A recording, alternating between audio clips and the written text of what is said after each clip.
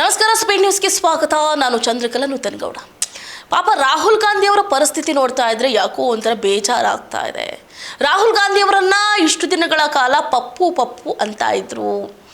ಆಲೂಗಡ್ಡೆಯಲ್ಲಿ ಬಂಗಾರ ಬೆಳೆಯೋದ್ರ ಬಗ್ಗೆ ಕೂಡ ಮಾತಾಡ್ತಿದ್ರು. ಈಗ ನೋಡಿದ್ರೆ ರಾಹುಲ್ ಗಾಂಧಿ ಅವರ ಮೂಗಲ್ಲಿ ಬಾಯಲ್ಲಿ ರಕ್ತ ಬರೋ ಒಂದು ಸನ್ನಿವೇಶ ಎದುರಾಗ್ಬಿಟ್ಟಿದೆ. ಪಾಪ ರಾಹುಲ್ ಗಾಂಧಿ ಅವರಿಗೆ ನಿಜಕ್ಕೂ ಕೂಡ ಅಂತದ್ದೇನಾಯ್ತು, ಯಾವ ಸಂದರ್ಭದಲ್ಲಿ ಅವರ ಮೂಗಲ್ಲಿ ಬಾಯಲ್ಲಿ ರಕ್ತ ಸುರಿಯೋ ತರ ಹೊಡೋದ್ರು ಅಥವಾ ಆ ಸಂದರ್ಭದಲ್ಲಿ ಏನಾಯ್ತು ಅನ್ನೋದ್ರ ಬಗ್ಗೆ ಮಾತಾಡ್ತಾ ಹೋಗೋಣ. ಇದೇ ಸಂದರ್ಭದಲ್ಲಿ ಡಿ ಕೆ ಶಿವಕುಮಾರ್ ಕೂಡ ಇದಕ್ಕೆ ರಿಯಾಕ್ಟ್ ಅನ್ನ ಮಾಡಿದ್ದಾರೆ. ನಮ್ಮ ರಾಜ್ಯದ ಮಾನ್ಯ ಮುಖ್ಯಮಂತ್ರಿಗಳಾಗಿರುವಂತಹ ಡಿ ಕೆ ಶಿವಕುಮಾರ್ ಅವರು ಕೂಡ ಈ ವಿಷಯಕ್ಕೆ ಸಂಬಂಧಪಟ್ಟಂತೆ ಬೇಸರವನ್ನ ವ್ಯಕ್ತಪಡಿಸಿದ್ದಾರೆ.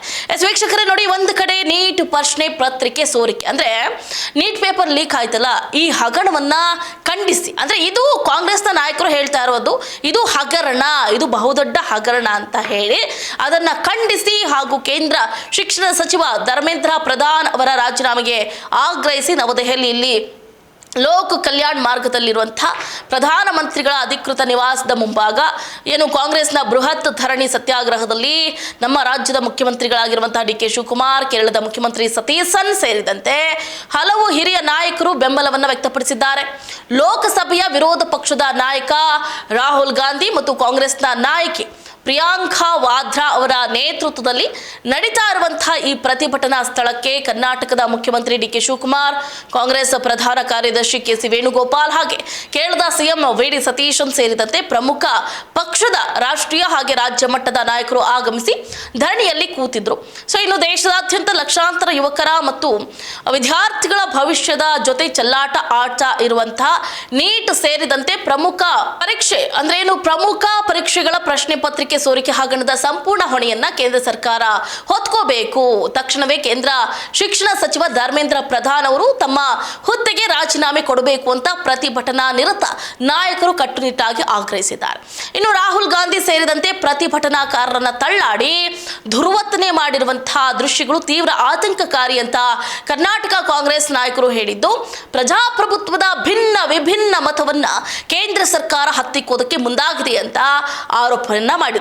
ಇನ್ನು ದೆಹಲಿಯ ಪ್ರಧಾನಮಂತ್ರಿ ನರೇಂದ್ರ ಮೋದಿ ನಿವಾಸದ ಸಮೀಪ ನಡೆದ ಪ್ರತಿಭಟನೆಯ ವೇಳೆ ಲೋಕಸಭೆಯ ಪ್ರತಿಪಕ್ಷ ನಾಯಕ ರಾಹುಲ್ ಗಾಂಧಿ, ಕಾಂಗ್ರೆಸ್ನ ನಾಯಕಿ ಪ್ರಿಯಾಂಕಾ ವಾದ್ರಾ, ಸಮಾಜವಾದಿ ಪಕ್ಷದ ಅಧ್ಯಕ್ಷ ಅಖಿಲೇಶ್ ಯಾದವ್ ಸೇರಿದಂತೆ ಪ್ರತಿಪಕ್ಷದ ಹಲವು ನಾಯಕರನ್ನ ಪೊಲೀಸರು ವಶಕ್ಕೆ ಪಡೆದಿರುವುದನ್ನ ಮುಖ್ಯಮಂತ್ರಿ ಡಿ ಕೆ ಶಿವಕುಮಾರ್ ಹಾಗೆ ಕಾಂಗ್ರೆಸ್ನ ಕಾರ್ಯಕಾರಿ ಸಮಿತಿ ಸದಸ್ಯ ಮಾಜಿ ಮುಖ್ಯಮಂತ್ರಿ ಸಿದ್ದರಾಮಯ್ಯನವರು ಖಂಡಿಸಿದರು.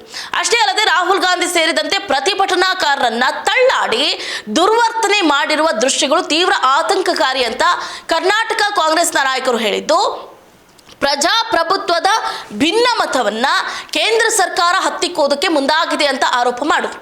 ಇನ್ನು ಸರ್ಕಾರವು ಅನ್ಯಾಯಕ್ಕಿಂತ ಪ್ರಶ್ನೆಗಳನ್ನೇ ಹೆಚ್ಚು ಭಯಪಡಿಸುವುದಕ್ಕೆ ಆರಂಭ ಮಾಡಿದಾಗ ಬೆದರಿಕೆ ತಂತ್ರವನ್ನ ಅನುಸರಿಸುತ್ತೆ.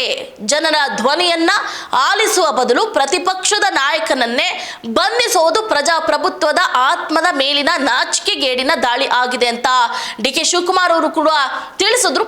ಅಷ್ಟೇ ಅಲ್ಲದೆ ಕಾಂಗ್ರೆಸ್ ಪಕ್ಷವನ್ನ ಮೌನಗೊಳಿಸೋದಕ್ಕೆ ಸಾಧ್ಯನೇ ಇಲ್ಲ. ನ್ಯಾಯ, ಪ್ರಜಾಪ್ರಭುತ್ವ ಮತ್ತು ಪ್ರತಿಯೊಬ್ಬ ನಾಗರಿಕನ ಹಕ್ಕುಗಳ ಪರವಾಗಿ ನಾವು ದೃಢವಾಗಿ ನಿಲ್ತೀವಿ ಅಂತಲೂ ಕೂಡ ಹೇಳಿದ್ದಾರೆ.